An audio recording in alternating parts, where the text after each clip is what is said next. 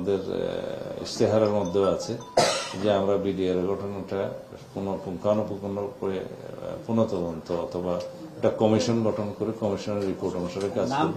সেটার জন্য আমরা ন্যায় বিচার প্রতিষ্ঠার জন্য প্রতিশ্রুতিবদ্ধ। আপাতত এটুকু বলি, কারণ ডিটেইল এখন বলতে পারবো।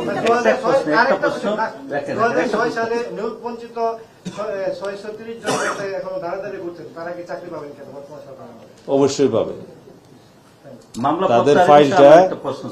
তাদের ফাইলটা প্রধান উপদেষ্টার দপ্তরে পেন্ডিং ছিল, শেষ পর্যন্ত অনুমোদন করে নাই।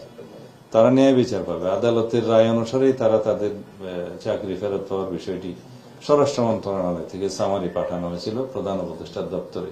কি কারণে সেটা অনুমোদন হয় নাই জানি। বিভিন্ন দপ্তরের প্রধানদের সাথে আজকে কথা বলেছি। বিভিন্ন দপ্তর সম্পর্কে তাদের অর্গানাইজেশনাল বিভিন্ন সমস্যা এবং বিদ্যমান জনবল কাঠামো ইত্যাদি অবহিত হলাম। বিস্তারিত প্রত্যেক ডিপার্টমেন্টে দপ্তরে আলাদা আলাদা গিয়ে তাদের সাথে আমরা বসবো, কথা বলবো।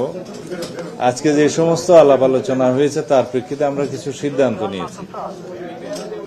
আপনারা সবাই জানেন আমাদের সরকারের প্রথম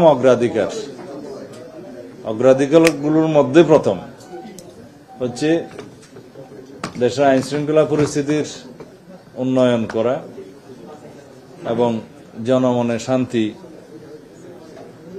প্রদান, স্বস্তি প্রদান করা।